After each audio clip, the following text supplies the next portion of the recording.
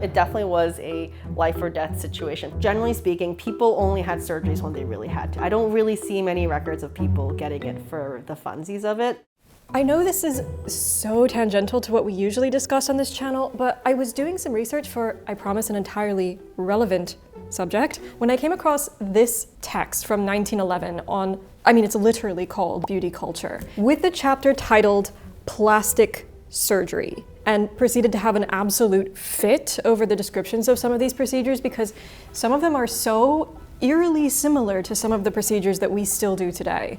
Granted, these procedures were applied differently and sometimes entirely oppositely because beauty standards in the late 19th and early 20th centuries were very different from our beauty standards today. So I started down this whole research spiral on what these beauty standards are, and when they couldn't be achieved through clothing and cosmetics, how they could and were achieved through elective surgical means, which of course raised a ton of questions like, how common were these procedures? Who was getting these procedures? And of course, most importantly, how risky were they? I'll tell you what's not risky though, and that is June's Journey, the free-to-download hidden objects mystery game who have nobly sponsored the research and production for this video. I've been enjoying this game for the last few years, and it has been such a wonderfully calming way to relax at the end of a very busy day hunting for clues in Victorian primary sources. Unlike historical research, however, you don't have to worry about the solutions to these clues being incomplete or lost to time because, well, why would they be? All you have to do is sit back, relax, and enjoy the wonderfully calming music and beautiful artwork and let the story unfold before you. And it is quite the story. Our protagonist, June Parker, encounters many an adventure in her native 1920s New York, from solving murders to family drama. I'm on like chapter 60 and she is still going through it, so there is so much to discover as you play. You can download June's Journey for free by clicking the link in the description box below or scanning the QR code. June's Journey is available on Android and iOS devices as well as on PC through Facebook Games. Happy hunting!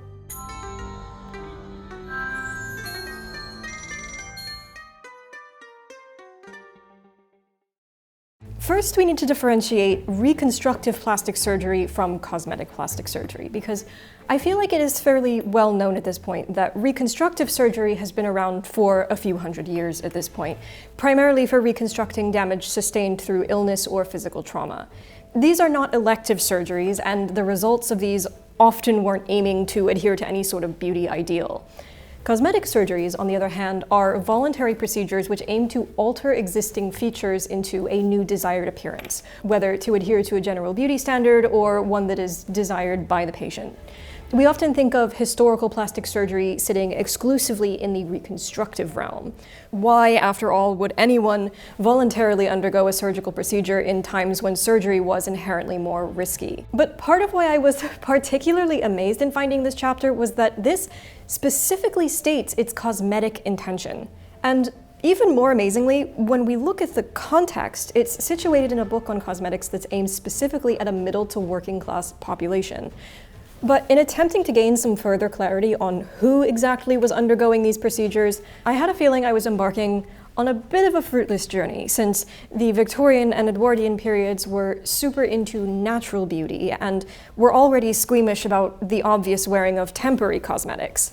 And sure enough, in my search through the magazines and such social sources from this period, I could find little reference to cosmetic surgeries beyond the more mild filler injections. But I did find plentiful reference to cosmetic procedures outlined in medical sources intended for medical audiences, many of which reference the, quote, well-established demand for skillful featural surgeons in 1908, and that, quote, cosmetic surgery might be considered in its zenith in 1911.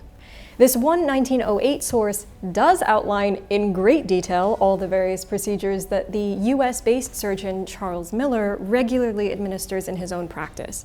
So while the who remains up for interpretation, it's clear that there was a growing portion of the population in Britain, and the United States at least, who were opting to undergo these procedures. Still, I was of the general understanding that elective surgeries would not have been prevalent, if they existed at all at this time, because of the risks of infection, pre-antibiotics, and the anesthetics available. I've previously cited this reality as a way to debunk the myth that women at this time were having ribs removed to achieve smaller waists, so I was initially a bit skeptical about how all of this fit together. Before anesthesia, it definitely was a life or death situation. People weren't having surgery, for the sake of looking pretty. The best surgeons were considered the fastest surgeons because it was faster at the very least. So when anesthesia came along in 1842, it was kind of like a mind-blowing thing. People had been messing around with anesthesia for a while. They called it ether frolics, and Victorians would actually throw parties. Someone would come over and they would all sniff ether and they'd all giggle and laugh, and this was their party, like this was fun. And during one of these parties, people noticed that they would hurt themselves and they wouldn't feel it, and they wouldn't notice it till later. It's diethyl ether, and it's been around since I want to say the 1200s when Lully actually made it, and he didn't actually do anything with it, he just recorded that he made it. It wasn't really used, and then in 1842, Morton went to Harvard, and now it's called the ether dome, and he basically put someone to sleep. He had a huge neck surgery, and the surgeon was amazed, everyone was amazed. It was actually witnessed by people. And this got out there. So after that, everyone started using it. Ether is really safe, but it had two problems. One, it was invented by Americans, so they called it Yankee Dodge. And then the second problem with it was that it actually really did smell very bad. Records say it smelled terrible, so people really didn't like it. So meanwhile, in the UK, there was an obstetrician named Simpson in Scotland who was looking for something better, something that would be better for his delicate ladies, as he put it. November 4th, 1847, he went around his house with two of his doctor buddies and he started sniffing everything, and he came across chloroform and he was like, oh, this is perfect. It smelled better, so people generally liked it better. The problem is that it has two major side effects. One is that it can stop your heart by putting it into ventricular fibrillation. And there are records of multiple people dying from this. This was so recorded. It happens relatively early on. And the second problem with it is that it causes respiratory depression, meaning that it slows your breathing down, so you stop breathing. But chloroform became the popular and better anesthetic to use, even though ether doesn't cause either of these things. I mean, it did smell better, but it also killed you. John Snow is generally considered the father of anesthesia. In 1847, he actually wrote On the Inhalation of the Vapor of Ether, which is considered the first anesthesiology textbook. And he also wrote a second one on chloroform and other anesthetics and their action and administration. That one, he actually goes through a list of surgeries that he did, and he describes it doing actually quite a fairly large number of plastic surgeries at this time.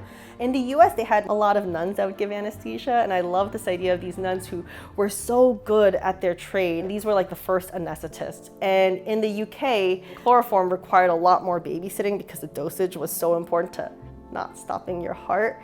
They had physicians do it, and with John Snow being considered the first physician anesthesiologist, they stopped using chloroform in 1970s. I think it was actually really late in the game. Now we use sevoflurane, isoflurane, desflurane.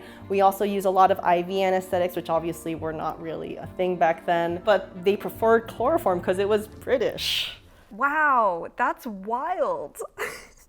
So it sounds like there were indeed significant risks associated with undergoing anesthetics at this point. But on reading Miller's text, I found that nowhere did he mention employing general anesthesia for any of his procedures. Instead, quote, all the operations described in this book are performed painlessly after infiltration, which I proceeded to learn is a form of local anesthetic comprised of, quote, plain boiled water with, quote, each ounce from 1/2 to 1/4 grain of cocaine. The tissue is then injected, quote, until puncture or incision is entirely painless. Mention of this infiltration step is repeated explicitly for pretty much every procedure in the book. So cocaine has been around in South America forever. It comes from the coca plant. The natives of South America would just kind of chew on it for anesthetic, and they would also chew on it for spiritual events. And it wasn't until Carl Kohler used it to actually on an eye and show that he could do surgery on an eye in 1884. So now 1884 rolls around. This is, many years after anesthesia has been discovered. And surgeons are really happy because now they don't have to depend on anesthesia or having someone else with them. They can numb an area and do surgery by themselves. They could control it. They didn't have to worry about chloroform like killing off their patient, which is great. At that time, as soon as they discovered it, it kind of spread everywhere. Except, cocaine, as you know, is a drug of addiction, so that was the problem with it. And it has definite neuro and cardiac toxicity, meaning that you can have a heart attack and go into weird heart rhythms that we have a very, very hard time coming out of. It is a very good anesthetic, meaning it numbs you, but it only lasts about 45 minutes, which is a very nice duration of action. But the other thing about it is it's a vasoconstrictor, meaning it makes all the blood vessels that are near it kind of close up. So it actually controls bleeding. So it's the only local anesthetic in the world that has both qualities. So believe it or not, it is still used today for ENT surgeries, quite commonly actually. Okay, so maybe cocaine injection isn't as crazy as it sounded to my non-medical mind, but what about the risks of infection? So there's no antibiotics at this point? No, antibiotics don't come along until towards the end of World War II. That completely changed the game, but at this point they do have asepsis, which is trying to minimize that risk. That's really interesting because there are a lot of mentions in this book about keeping the site clean and sterilizing. I think that at this point, at the turn of the century, generally speaking, people only had surgeries when they really had to. I don't really see many records of people getting it for the funsies of it. Is it possible that there were people doing it? Absolutely. But I really don't think that the normal person would have done this. Yeah, and this is not something that I feel like there's gonna be distinct record of here's how many people have had surgery. Here's the reason why people wanted to get elective surgery. I don't think that exists. And plastic surgery today is still taboo. People don't brag about, I had this many surgeries done and I got this, and this done and these done. They don't talk about that. There's this taboo about women have to be naturally beautiful. And I'm sure it was the same back then where women didn't brag about it. So I don't think you're gonna find a record of it. The fact that they could do it, reasonably safely, especially under the use of cocaine, what a sentence. We had asepsis, but not, antibiotics. So it was relatively safer, about as safe as it could be at that time. So I could see that. If I had a really bad mole, I would consider it. Right. It's not as safe as I would like it to be, obviously, but I feel like all the pieces are there and we just needed a couple of more years to make it really what it is today. With the use of local anesthetics and an awareness of infection prevention, the risks of these elective surgeries weren't nearly as prohibitive as I thought. So, what sorts of procedures were being done? To go through them all would be exhaustive because there were a lot, and a lot of various methods of achieving the same results based on each individual case, just as it is today. But let's look at some highlights, some that particularly caught my attention. The first case, and the line that initially sparked my excitement on this topic, is this explanation in Beauty Culture of, quote, a hypodermic needle filled with hydrocarbon or paraffin projected into the hollow beneath the skin. The needle is withdrawn, and while the paraffin is cooling down to blood temperature, it is pressed into the desired shape with the fingers, and there allowed to remain, itself unseen. This is the same concept as today's exceedingly prevalent dermal fillers. Thankfully, though, paraffin wax is technically edible and non-toxic, so we're not dealing with any lead or mercury-flavored situations at this point. Miller is employing paraffin to fill out fine lines and scowls, to thicken inverted lips, and to fill out the hollows in the cheeks, in much similar ways that dermal fillers are applied today, although seeking slightly different aesthetic outcomes. Today, for example, we are trying to create hollows in the cheeks and instead employing filler in lips, jawlines, noses, and cheekbones to create more structurally defined features. The Victorian and Edwardian periods took entirely the opposite approach, for women at least, preferring rounded faces, quote, abundantly furnished with that cellular fatty tissue which fills all the chasms, ephyses, and angles. thinness and prominent angularity in this period of extreme class disparity, high poverty rates, and thus malnutrition could be read as social inferiority and thus was undesirable. So it's super interesting that we have very similar procedures being used between our time periods, but being used to achieve entirely opposite results. It should be noted in regards to the mentions of lip filler that these are being used to fill out excessively thin, inverted lips, not to achieve the plumpness that is often desired today. In fact, there are several procedures outlined later in the text that describe the reduction of lips and the width of the mouth through incisions and sutures in the mucosa inside the mouth, since thick lips were viewed as undesirable, generally, in this period. Which, of course, raises the glaring elephant in the room that these English and American beauty standards at this point in history generally were very Western European-centric and gave many writers of these texts an excuse to publish claims rooted heavily in racism and xenophobia. Seriously, do not go into some of these texts unless you wish to encounter some truly moldy takes. It does make me start to wonder, though, how many patients opting for cosmetic procedures at this time were people of non-European ethnicity. Not that I have any proof one way or the other. This can be seen very prominently in discussions of noses, especially, which, in outlining all of the ways to correct various different nasal afflictions, condemn every form of nose that isn't slim and straight. Wide nose? Nope. Upturned nose? Go away. Bulbous nose? No ma'am. Aquiline nose? Absolutely not. Tag your offending Victorian feature. I'm distressing nasal disfigurement and ungraceful angularity.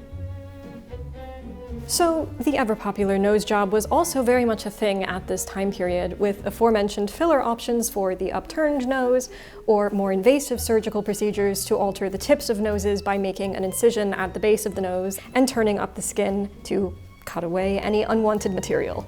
A hooked nose could be solved by chiseling away at the unwanted portion of bone through one nostril to avoid visible scarring. There's also, weirdly, a ton of ear-related procedures, which I'm not aware are still super common today, but I guess when the majority of the population either has short cropped hair or wears their hair up, the ears are more paid attention to.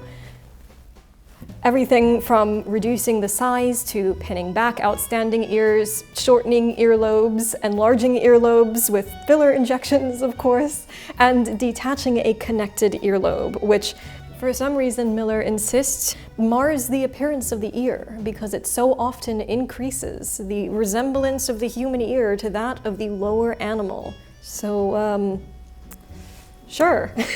So while it seems weirdly like most of the emphasis in cosmetic surgery, in the text that I've been looking at least, is placed on alteration of features to achieve a certain standard, rather than rejuvenation and reduction of aging signs, which is where I feel like a huge part of the aesthetics industry lies today, fear not, for there are still procedures available for the aging Edwardian. Hard lines, such as those around the eyes and mouth, can be reduced by what Miller calls, quote, sectioning the muscles, or what sounds like slightly detaching them to function as a sort of proto-Botox. Quote, we cannot hope to overcome their action entirely, for these muscles are too intimately connected with the skin to obliterate their action by section. He does, however, suggest earlier that, quote, while it is more or less natural that the face should characterize to some extent the emotions which are felt by an individual, these emotions merely represent a lack of self-control on the part of the individual. And it is important to all individuals that they learn to suppress many of the emotional characteristics expressed by the muscles of the face if they hope to avoid the acquisition of facial characteristics which are unpleasant. A sentiment which very much is echoed to this day by the girlies on TikTok. If one does, however, fail to control one's emotions enough to result in the development of fine lines and excess skin around the eyes, these can be removed, rest assured, by removing a crescent of excess skin from beneath the eye or from the eyelid and reconnecting the skin either at the lower lash line or at the eyelid crease to minimize visible scarring. There was also a double chin removal procedure, which Miller is not quite so fond of, which involves making an incision starting from the ear and down the neck. So he has had moderately successful results operating from inside the mouth instead. Tattooing was also recommended for permanently darkening the brow, and the same can be done to widen the appearance of the lips by tattooing around the margin of the lips. Electrolysis had also been around for a few decades by the Edwardian period and was great for the removal of moles and pigmented spots, as well as of unwanted hairs. The process for this was tedious and time-consuming though, since each individual hair would have to be targeted with an electric needle. I think it's also interesting to explore what procedures were not being done back then. Well, primarily for logistical reasons, but also for aesthetic reasons. The ever-popular BBL, or Brazilian butt lift, of today's cosmetic surgery interest, or bodily modifications in general, are almost never referred to in any of these sources. I did find one mention of a breast augmentation achieved through injections of Vaseline, but again, for the majority of women at this time, this would have been completely unnecessary given the standard of building your clothes rather than your body into a desired shape. Why undergo a surgical procedure, and one that would almost certainly require general anesthetic, when the habit of padding your clothes and other various methods of fabricating a desired body shape was already prevalent through perfectly non-surgical means? The fashions of this time allowed for a lot more non-invasive modification, whereas the fashions of our time don't exactly leave much choice for modification anywhere but below the skin. So, what can we learn from all of this? Regardless of anyone's opinion, past or present, on the morality of elective surgeries, I did find this one section way back in our old friend beauty culture particularly refreshing and relevant even to today. The one who practices beauty culture, either for her own personal adornment or professionally for others, should be filled with the spirit of the artist. Or, if such adaptation is impracticable, giving her resolution to disobey the edicts of fashion and produce results in harmony with the laws of pure beauty. Or, in other words, despite all the seemingly definitive advice and assertions that this is the standard, there also needs to be acknowledgement that every human is different, that the diverse intricacies of the human form should be approached with the fluidity and creativity of art, rather than the rigidity of formula.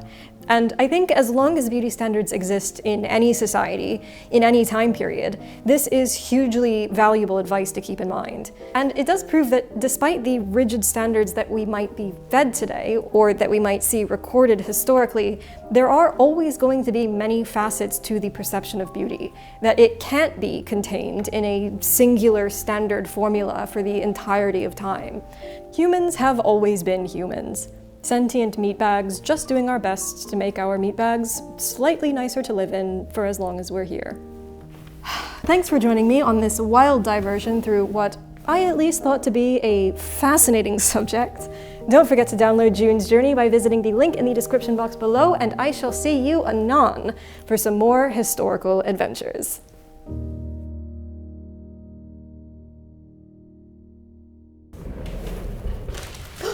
Oh no, I just ran over my pattern.